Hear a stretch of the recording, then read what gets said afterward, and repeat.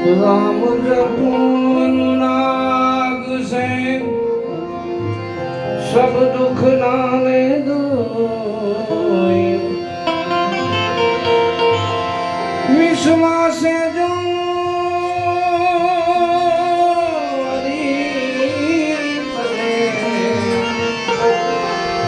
रोहा पीतन चलो। तो આજે हमारा पंकज महाराज ने त्या चिंबानी 13મી निर्वाण तिथि निमित्ते आप सौ संतो भक्तो भेगा मળી અને સુંદર મજાનો હરિગુણ ગાવાનો એક આપણને અવસર મળ્યો છે, એટલે ખૂબ ખૂબ ધન્યવાદ પંકજભાઈના પરિવારને। વિરાટ મહારાજ કહે છે કે ધન ધન વંડુ તેના કુળને જે કુળમાં હરિદાસા કોટી તીરથવટ તેની જનેતાને પવિત્ર આવા પુત્ર પ્રકાશા। કે નિરાટ મહારાજ કે જે કોટી તીરથ વ્રત તેની જનેતાને, આ જનેતાને લાખ લાખ ધન્યવાદ છે। કારણ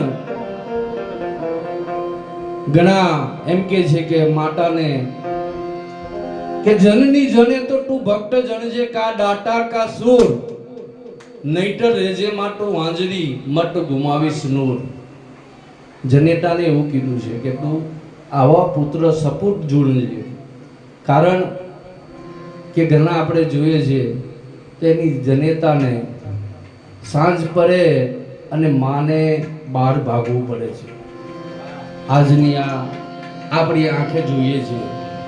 એટલે એવા પુત્ર જો જન્મમાં આવે તો એના કરતા પથ્થર જન્મ તો સારો, મહાપુરુષ એમ કહે છે। એટલે ખરેખર આપણને આવો ઉત્તમ અવસર મળ્યો છે અને એ અવસરને આપણે ક્યાં ગુમાવી રહ્યા છે। ભજન તો આપણે કરીએ જ છીએ, પણ ભજનને સમજવાની જરૂર છે। મહાપુરુષો ભજનને એમણે ક્યારે આ રજૂ કરી, ક્યારે કીધું કે એક રાહ ચીધો છે કે આ રીતે પણ આ જીવ આ પરમાત્માને પહોંચે। પણ આપણે ભોગ વિલાસમાં એટલા તલ્લીન થયા છે કે ખાવું પીવું અને મજા કરવી એ જ આપણો ધર્મ। કારણ તો એટલું તો પશુ પક્ષીઓ કરે છે। જ્યાં સુધી પક્ષી ઉડતો નથી ત્યાં સુધી એના બચ્ચાને ચરણ લાવીને ખવડાવે છે, અને કદાચ લાખો કરોડો રૂપિયા ભેગા કરીએ તો એવું માનતો હોય કે હું સુખી છું, પણ ના, એ સુખી નથી। જન સુખ્યો નહીં જગતમાં ભલે કરોડપતિ હોય, સુખ્યો તે નર જાણવો શાંતિ હૃદય હોય। પણ આ શાંતિ આવે ક્યારે? કરોડપતિ છે પણ એને ઇન્જેક્શન લેવા પડે, ઊંઘ નથી આવતી, એને એવું લાગે છે કે મારી પાસે ખૂબ ડોમ સોયબી છે, હું ખૂબ ધનવાન છું અને આ ભિખારી છે। પણ મહાપુરુષોને ઓળખવા બહુ મોટી ચીજ છે। એ ધનના ભૂખ્યા નથી। સંતો ની પાસે જ્ઞાન ધન છે અને એથી એ સુખ્યો છે। એટલે કબીરજીને કીધું કે કબીર સબ જગ નિર્ધના, ધનવંતા નહીં કોઈ, ધનવંતા સો જાણીએ રામ નામ ધન હોય। પર આ રામ નામ ધન ક્યારે આવે? કહેવાથી નથી આવતું, ને લેવા પડે છે। અને લેવા માટે એમ મળતું નથી। એક સફરજન લેવો હોય તો એના 20 રૂપિયા ખર્ચવા પડે, તો આ રામ નામ મફતમાં મળે? નથી મફતમાં મળતા, એના મૂળ ચૂકવવા પડતા। હમણાં ભજન નટુભાઈ બોલ્યા, સંતના સંત પણારે મનવા નથી મફતમાં મળતા। બરી બજારે કોઈ વેચાણા, કોઈ તેલ કરામાં પડતા, ઝેર પીધા ને ઝેરો ભોગવી કોઈ સાધુરા સૂર્ય ચડતા। આવા સંતના સંત પણારે મનવા નથી મફતમાં મળતા। એટલે આવું આપણને રામ નામનું ધન મળ્યું છે અને એની મોજો મારીએ, અને એ મોજોને આપણે માટે અમારા પંકજ મહારાજે આજે આપણને અરસપરસ લાવો લેવા માટે જે આ અવસર મળ્યો છે તો માતાજીને આપણે વંદન કરી એમના ચરણોમાં જે કાંઈ આપણને બે શબ્દ આવે એ આપણે એમને અર્પણ કરીએ. કારણ કે આવા જીવ હોય તો એની પાછળ આજે આટલા 13 વર્ષથી ભજન થાય છે. નહીં તો ગરીબ જગ્યાએ આપણે જોઈએ ને તો ભજન થતો જ નથી. એટલે જાગર કથા કીર્તન નહીં નહીં સંત મહેમાના વાગર જમણા ડેરા કીના સાંજ પડે શમશાના. એ ઘર સ્મશાન છે. જો ઘેરની અંદર ભજન નહીં થતું હોય તો કાયમ એને ઝઘડો જ હોય. શું હોય એમાં શું આવે?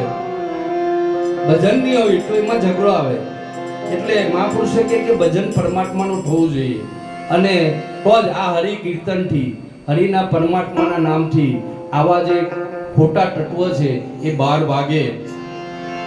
વધારે તો આપણે ટાઈમ ઓછો છે અને જે કંઈક આવે એ આપણે રજૂઆત કરીએ.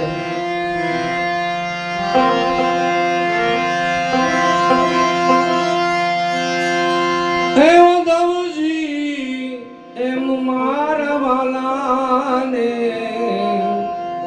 વધીને કહેજો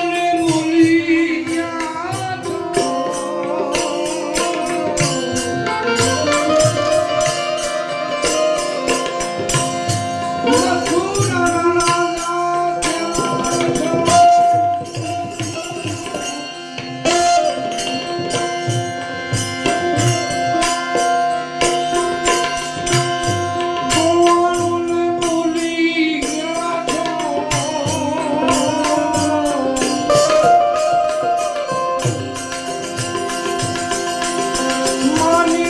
you.